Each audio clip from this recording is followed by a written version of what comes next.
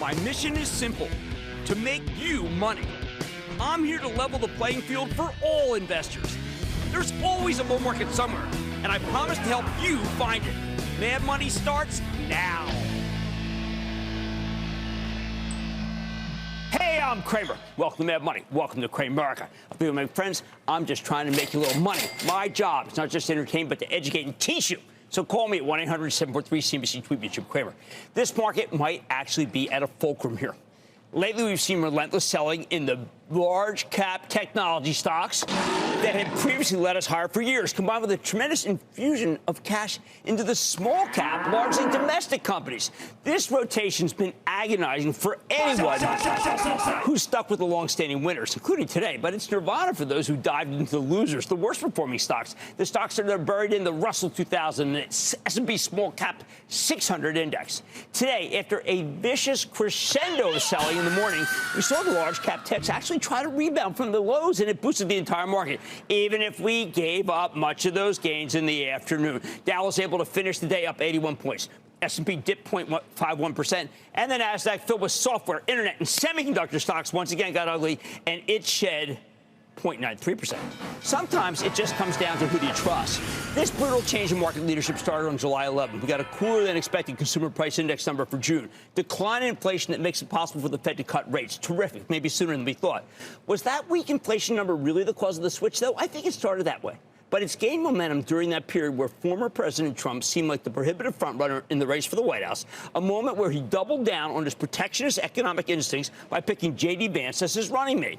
This GOP tandem is incredibly hostile to companies that move their manufacturing overseas, and they've been adamant about wanting to slap tariffs on any and all imports. Terrible for our international companies and their shareholders. This rotation out of large-cap tech and into the small-cap went into overdrive 9 days ago, when Bloomberg published an interview in which former President Trump questioned whether it was worth defending Taiwan from China, even though Taiwan manufactures most of our advanced semiconductors, because he believes they stole that business from us, and he doesn't want to give it away, and he doesn't want to protect them unless they pay up. With that, Trump poured gasoline on the large-cap bonfire, immolating the king of the tech rally, NVIDIA, because NVIDIA, well, they have all the chips made in Taiwan. Obviously, the presidential race is in a different place now that the Democrats have changed candidates, but this remains a major consideration. Since then, the market's upended the entire leadership cohort, crushing the so-called Magnificent Seven, as Wall Street began to question the future of artificial intelligence, doubting whether all these big data centers are ever going to pay off. I know I'm concerned about our government's policy toward tech. You know that, especially the semis, which are at the heart of accelerated computing and artificial intelligence. Those are the two most important tech themes on Earth. That's why we need to go to the person in the administration who understands the sensitivity of these issues, the person that can articulate where this country is right now on the semis, on Taiwan, and on trade with China, which used to be a major market for American chips, but now seems to be hated by Republicans and, yes, Democrats alike. And that's why I'm thrilled to have Gina Raimondo, she's the U.S. Secretary of Commerce, with us tonight to figure out the lay of the land, the state of play. Secretary Raimondo, welcome back to Mad Money. Hey, Jim, great to be with you. All right, Madam Secretary, Until 10 days ago, I thought that what could happen in this country is that we would always defend Taiwan as our ally. They may have usurped us when it comes to high-end semis, but it's so important that they be our friend in terms of the military, in terms of what we can do with our supply chains, that it would be difficult to, you don't want to endanger it. And yet I felt that the president, let's say President Trump, really, when he said that Taiwan might have to pay for protection, put that relationship in jeopardy. Did you feel similarly?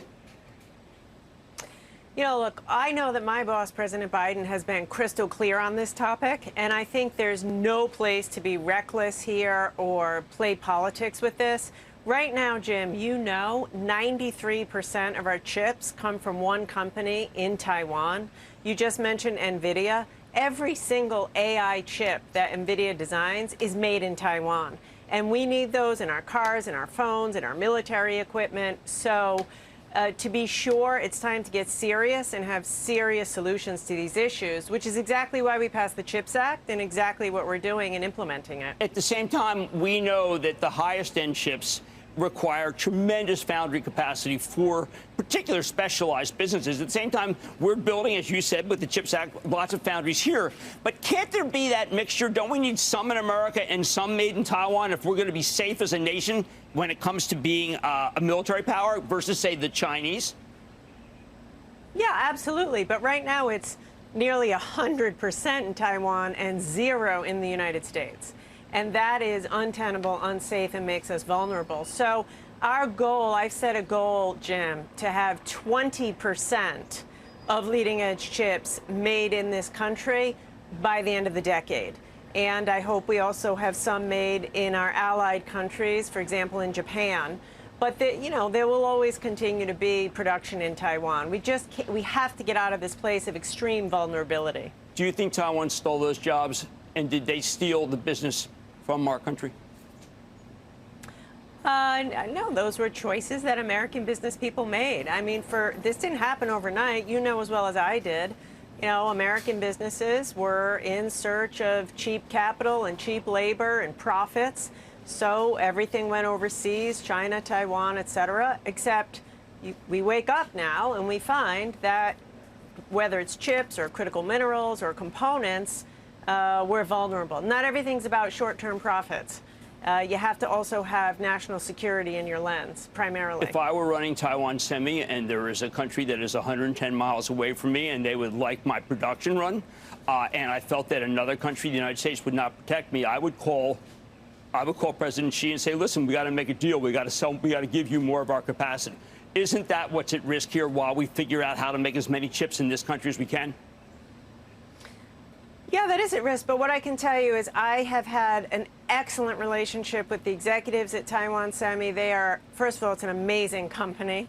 And second of all, they're deeply committed to their investments in the United States. They want to be here. The U.S. leads the world in AI. And so I feel really great about where we are in implementing the President's CHIPS Act. And you're OK with that recent chip at the H20 NVIDIA chip that's still cleared, right? That's the chip that's going to go to China with your blessing. I don't know that specific chip, but NVIDIA has been a great partner, and they only ship what we bless. All right, let's talk about what you've done in the United States. Where are we in terms of the build-out? Where are we in terms of production? We're steaming ahead, Jim. By the end of this year, we'll have deals done with all the major players, Intel, Samsung, TSMC. I think, TSMC is ready to start having chips come off the line next year. So, as I said, we're right on path, if not ahead of schedule. We're also working on the supply chain. It's not just the factories. It's all the substrate, materials, et cetera.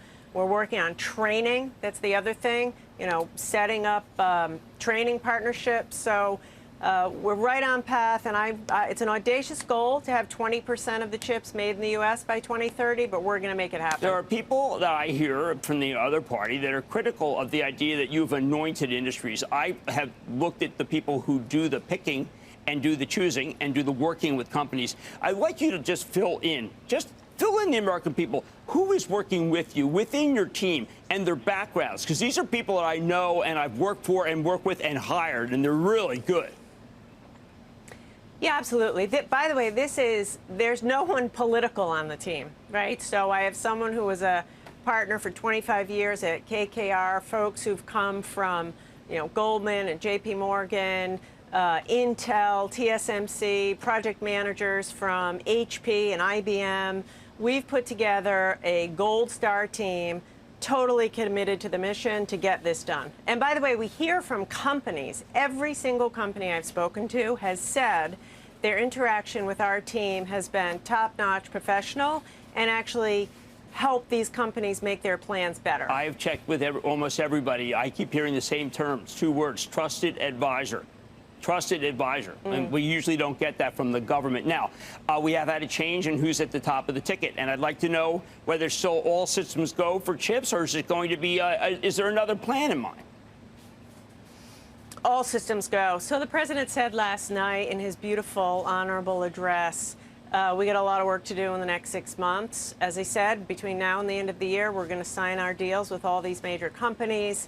And this is a Biden-Harris initiative, and I have absolutely no doubt that a President Harris would continue to be strongly behind this initiative. She's been very involved in this from the beginning, and I have no doubt she'll take it home. Now, there are two companies that I'm trying to figure out where they stand with you these days. One was Texas Instruments. They were asked on the conference call about where they are with you. And the other is Micron. Micron has spent a fortune in this country and hasn't, and they did it without U.S. dollars. I mean, everyone else moved away.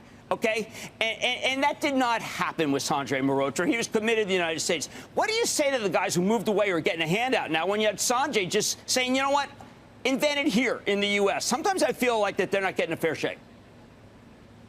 Micron's getting a very fair shake. We have a very generous deal on the table for them. And because of that, tens of billions of dollars, they'll be able to expand in the United States, which is good for America. We need memory made in America. Texas Instruments is a great American company. I talk about Intel as our U.S. chip champion, and they are. So is TI. It's understated, it's under the radar, but it's a great American company. I don't have anything to announce today on that, but, we are working closely with them. Well, I'm trying to get the state of play with China right now. Do you think that we have to do more in this country to teach them a lesson? I know that a lot of the semiconductor capital equipment companies have told me, wow, they keep slapping us down. They keep slapping. We don't know exactly what we can and can't sell to them. When you talk to the KLAs and when you talk to the Lambs, that's a little bit more difficult conversation than it is to talk to one of our American semis. What are the conversations like? Difficult, exactly as you say, Jim. Look, I never want to deny any American company any revenue, not a penny of revenue. I want them to have the revenue and reinvest the profits in research and development. But sometimes national security, has to take a front seat and profits have to take a back seat. And so they're tough decisions. I try to be surgical about them.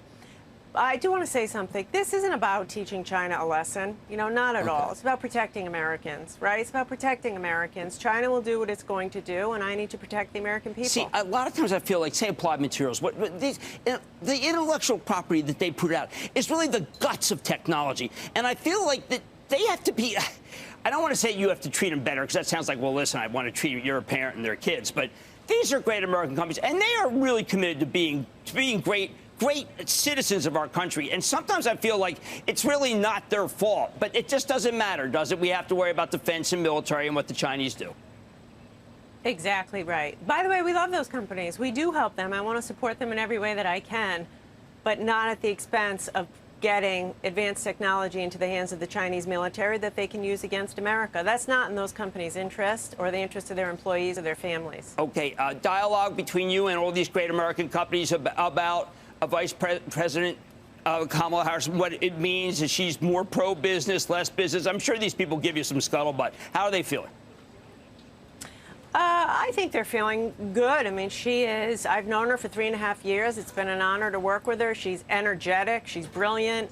They know that she will be interested in working with them, listening to them, and most important, she'll bring a stability, which every business leader wants, stability and predictability. Is it fair to use the word sophisticated? And she's very sophisticated about the ways of Silicon Valley because where she's from, and that makes the dialogue all let's say, worth even more? Yes. I have worked with her on AI, on broadband. She is sophisticated. She is smart. She grasps the issues, and she's a good listener and learner. Okay, that's terrific. I'm so glad you came on. I am very concerned about this Taiwan situation, as you know, and you are too. And you're really, well, I don't have to tell you, you're more in the thick of it than anyone in America. That is the U.S. Commerce Secretary Gina Raimondo. Gina, it's just great to have you on the show. Thank you for calling in. Thank you for coming in, really. Thanks, Jim. Appreciate it. Good to see you. Thank you.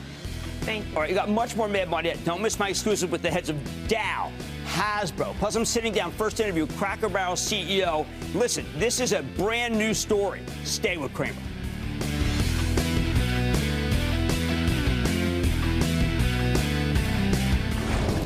Don't miss a second of Mad Money. Follow @Jim Cramer on X. Have a question? Tweet Cramer. #MadMentions. Send Jim an email to madmoney@cnbc.com or give us a call at 1-800-743-CNBC. Miss something? Head to madmoney.cnbc.com.